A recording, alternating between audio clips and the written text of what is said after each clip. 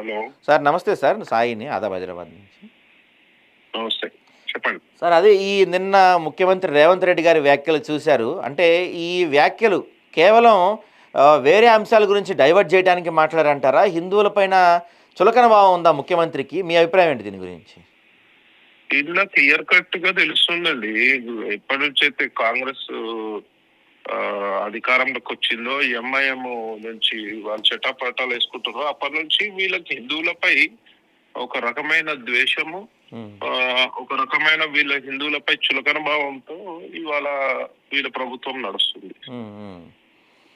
ముఖ్యంగా నిన్న కించపరిచే విధంగా ఘోరమైన మాటలు, నువ్వు ఒక మంచి ఒక పదవిలో ఉండి, రాజ్యాంగబద్ధమైన పదవిలో ఉండి సిగ్గు శరం లేని మాటలు మాట్లాడుకుంటూ ఇట్లాంటి స్టేట్మెంట్స్ ఇవ్వడం వల్ల ఈ హిందువుల మనోభావాలు కించపరిచినారు. ఇమీడియట్ గా సారీ చెప్పాల్సిన బాధ్యత నీపై ఉంది. ఇప్పుడు మొన్న చూస్తే మొన్న రాజమౌళి ఏమో అలా మాట్లాడాడు, ఇప్పుడేమో ఈ ముఖ్యమంత్రి ఇలా మాట్లాడాడు. ఇలా వరుసగా హిందువులను టార్గెట్ చేస్తూ మాట్లాడుతుంటే మనం ఏం చేయలేమా? ఎందుకు, డెఫినెట్ గా వీళ్ళకి బుద్ధి చెప్పే రోజులు వచ్చినాయి. ఆల్రెడీ బుద్ధి చెప్పే పనిలో ఉన్నాము. ప్రజలు గమనిస్తారు, ప్రజలు పెద్ద ఎత్తున బుద్ధి చెప్తారు. సిగ్గు లేకుండా మాట్లాడతాడు, హిందువులపై విషయం కక్కటోడు ఎవరికైనా కొంచెం ముందే వెనకాల అంతే. డెఫినెట్ గా రిజల్ట్ దానికి తగ్గట్టు వాళ్ళకి పనిష్మెంట్ దొరుకుద్ది. చెప్తాడు బ్యాచిలర్ కి ఒక దేవుడు, కోడి గోష్ఠులకు ఓ దేవుడు, మందు దావతలకు పోషమ్మ మైసమ్మ. సరేరా భయ్, మాకు 3 కోట్ల దేవతలు ఉన్నారు, మరి నీకు ఒకడే దేవుడు ఉన్నాడు, నీ దేవుడు రాహుల్ ఖాన్. మరి అది కరప్షన్ కి దేవుడు, మీకు కాంగ్రెస్ పార్టీకి కరప్షన్ కి దేవుడు మీ రాహుల్ ఖాన్. మరి మీరు ఒకవేళ మొత్తం కంప్లీట్ గా యాంటీ హిందూ ఉంటే మరి టోపీలు పెట్టుకొని తిరగండి, నమాజ్ చేసుకుంటూ తిరగండి. ఇర్రెస్పాన్సిబుల్ ముఖ్యమంత్రి నుంచి ఇట్లాంటి స్టేట్మెంట్ ఎవరు ఎక్స్పెక్ట్ చేయలేదు. Worst ever statement. నాకు తెలిసి ఇండియన్ హిస్టరీలో ఇంత వర్స్ట్ స్టేట్మెంట్ ఏ ముఖ్యమంత్రి ఇవ్వకుండొచ్చు. ఓకే. అయితే మొన్న ఒకసారి గతంలో మీకు గుర్తుండే ఉంటుంది, మహేష్ కుమార్ గౌడ్ గారు మాట్లాడుతూ ఈయన రేవంత్ రెడ్డి కాదు రేవంత్ గౌడ్ అన్నారు. నాకేమో ఇవాళ నుంచి రేవంత్ ఖాన్ అనిపిస్తుంది.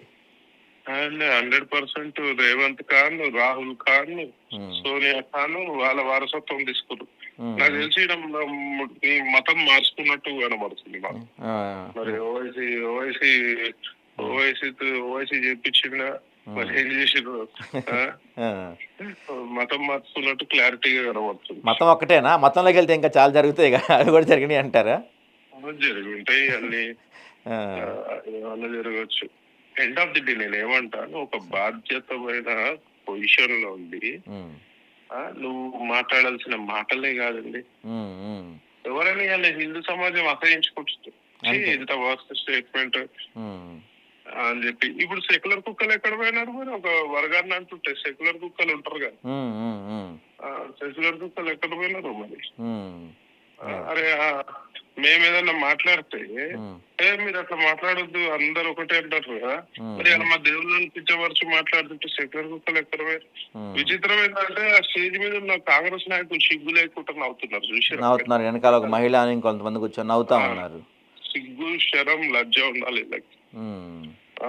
వీళ్ళ స్వలాభాల గురించి ఎంత నీచ రాజకీయమైన చేస్తారని ఒక నిదర్శనం నిన్న స్టేట్మెంట్, ఒక నిదర్శనం కాంగ్రెస్ పార్టీ. అయితే గతంలో మనం చూస్తే సార్, జూబ్లీ హిల్స్ ఎలక్షన్స్ అప్పుడు, సరే జూబ్లీ హిల్స్లో ముస్లిం ఓట్స్ ఎక్కువ ఉన్నాయి కాబట్టి అక్కడ ముస్లింలని ఆనందపరచాలి, ముస్లిం ఓట్లు గెలుచుకోవాలి కాబట్టి ముస్లిమ్స్తోనే కాంగ్రెస్ పార్టీ స్టార్ట్ అయిందని చెప్పి కొన్ని వ్యాఖ్యలు చేశారు. మరి ఇప్పుడు అసలు సందర్భం లేకుండా ఎందుకు తీసుకొచ్చారంటారు? దీని వెనకాల ఏమన్నా రహస్య ఎజెండా ఉందంటారా? ఇప్పుడు రహస్య ఎజెండా ఏమున్నదో వీళ్ళ ధోరణి కనబడుతుందండి. కంప్లీట్ గా వీళ్ళ ధోరణి కనబడుతుంది. నాకు తెలిసి మరి మీదికెళ్ళి ఆదేశాలు ఉన్నట్టుంది. యాంటీ హిందూ ప్రభుత్వాలు నడపండి బాబు అని చెప్పి ఖాన్ సాబ్ రాహుల్ ఖాన్ చెప్పినట్టున్నది వీళ్ళకి. మరి ఒక్కొక్క రాష్ట్రంలో వీళ్ళకి చేజారిపోతుంది కదా, పిచ్చి తెస్తున్నట్టున్నారు, లేదంటే మతి భ్రమిస్తున్నట్టు, ఏం మాట్లాడాలో తెలియకుండా.